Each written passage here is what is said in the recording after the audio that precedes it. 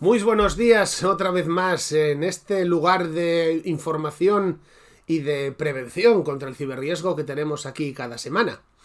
Pero hoy voy a cambiaros un poco el tema. Hoy vamos a hablar de seguridad, pero vamos a darle un giro que nunca he hecho en esta sección.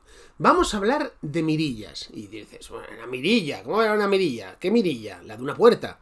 Pero una mirilla de una puerta, ¿qué tiene que ver con la seguridad? A ver, tiene que ver porque evidentemente mira si la persona que te está picando es alguien que conoces y le abres o no, y eso tiene que ver con la seguridad. Pero yo no voy a hablar de mirillas normales, voy a hablar de mirillas digitales.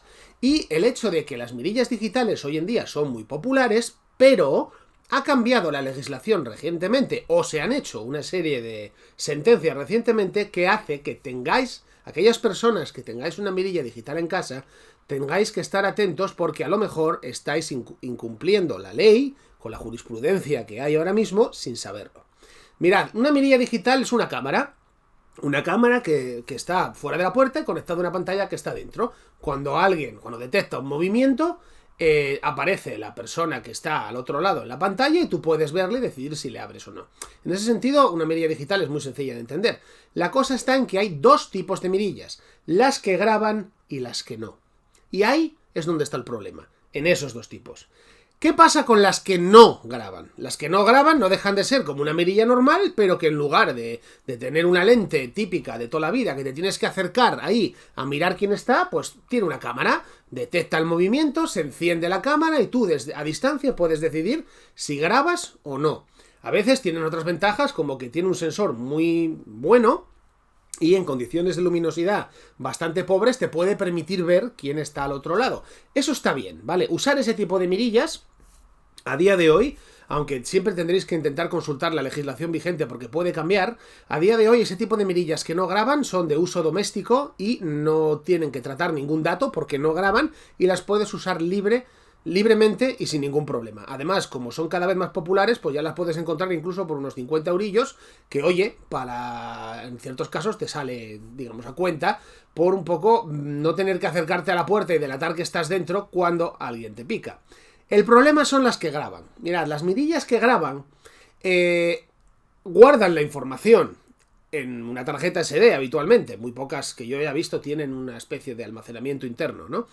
El problema es al guardar esa información que estás incurriendo en una posible infracción ante la Agencia Española de Protección de Datos, porque lo que estás grabando es a una persona, y esos son datos personales, y al grabarlos, las últimas sentencias a las que yo he accedido dicen que eso es tratamiento de datos personales, y que lo que tienes en lugar de una mirilla es algo más bien equivalente a una cámara de vigilancia. Entonces, cuando tú tienes una cámara que te graba, tienes otras dos opciones. Que solo grabe tu propiedad exclusivamente, ¿vale? Por ejemplo, si tienes una DOSAO en algún sitio y está grabando, pues yo que sé, el jardín que tienes delante de la casa y nada más, ahí no hay ningún problema. Si es tu propiedad, es uso doméstico y nadie puede denunciarte ante la Agencia Española de Protección de Datos para ponerte una multa, que es lo que ocurre en el segundo caso, que es, por ejemplo, cuando la tienes en el descansillo del típico piso, ¿vale? Que estás grabando a lo mejor la puerta del vecino, el ascensor y